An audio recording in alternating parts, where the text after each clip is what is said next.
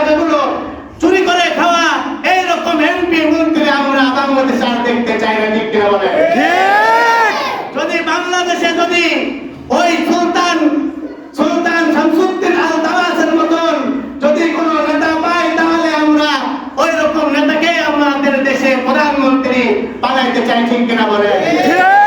এখানে কোনো দলগত কোনো কথা বলতে চাচ্ছি না, খালি একটা কথাই বোঝাইতে চাচ্ছি, এমন প্রেসিডেন্ট দরকার যে প্রেসিডেন্টের হজরের নামাজের তাকবীরুল্লাহ ছুটবে না, 5 ওয়াক্ত নামাজের তাকবীরুল্লাহ ছুটবে না, এমন প্রেসিডেন্ট বাংলাদেশে দেখতে চাই যে প্রেসিডেন্টের তাহাজ্জুদের নামাজ কাজা হবে না, এমন প্রেসিডেন্ট বাংলাদেশে দেখতে চাই যে প্রেসিডেন্টের চোখের জিনা হবে না, এমন প্রেসিডেন্ট বাংলাদেশে দেখতে চাই যে প্রেসিডেন্টের আসলে সুন্নতটাও কাজা হবে না, ঠিক কিনা বলেন?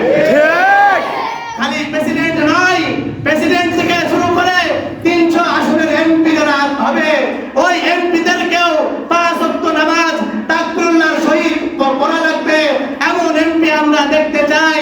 ওই এমপিকে দেখতে চাই যে এমপি হলো তাহাজ্জুদের নামাজ মিস করে না, ওই এমপি দেখতে চাই যে এমপি তার চোখের গুনাহ করে না, ওই এমপি দেখতে চাই যে এমপি কোনো সময় আসলে সুন্নতটাও কাজা করে না, ঠিক কিনা বলেন? যদি এমনটাই যদি হয়, খোদার কসম খেয়ে বলতেছি, মসজিদের বরাদ্দ, মসজিদের ইমামের বেতন, মসজিদের যতগুলো কাঠামো সব কিছু সংসদ থেকে পাস হবে, গরিব অসহায়ের সকল জিনিস সংসদ থেকে যা পাস হয়ে আসবে, এইটা প্রত্যেকের আমানত হিসেবে বাড়িতে এসে এমপি তার গাড়ি করে মাথায় করে এমপি হলো বাসায় পৌঁছায় দিয়ে যাবে, ঠিক কিনা বলেন? মাল নেওয়ার মতন কারোর কাছে সাহায্য পাতা লাগবে না।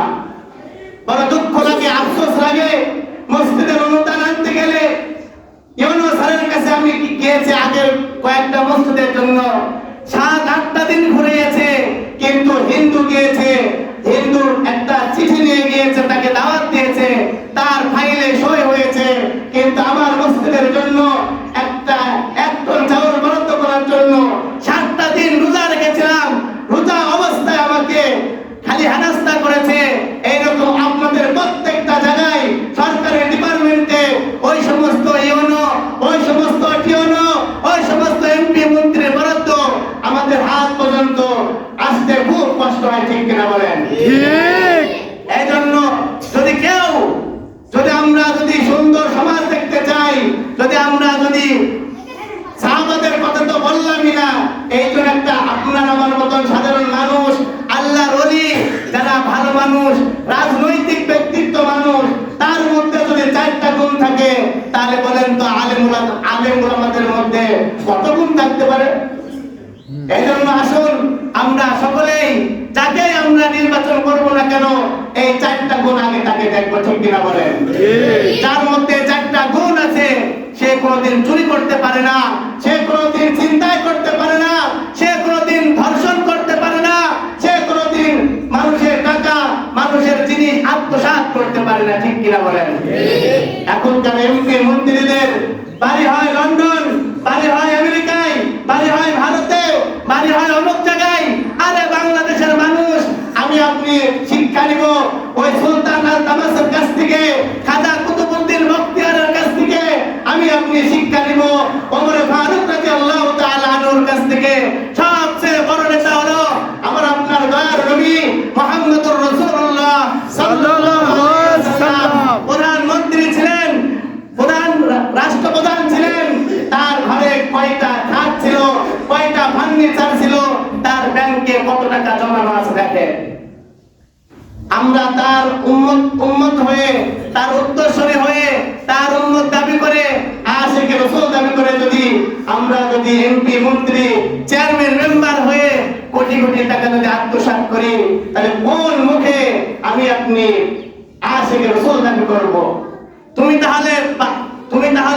তুমি মুসলমান না, তুমি ঘোষণা দিয়ে তুমি বাংলাদেশে আমাদের সমাজে তোমার বসবাস করতে হবে, ঠিক কিনা বলেন?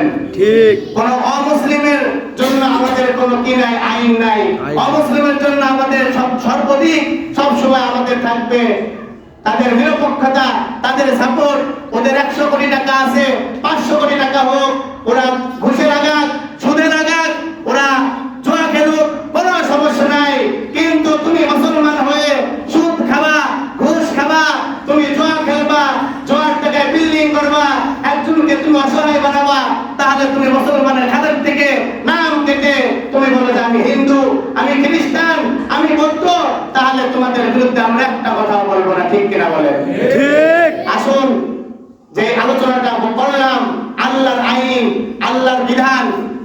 জমিনে থাকতে হলে আল্লাহর আইন বাস্তবায়ন করতে হবে।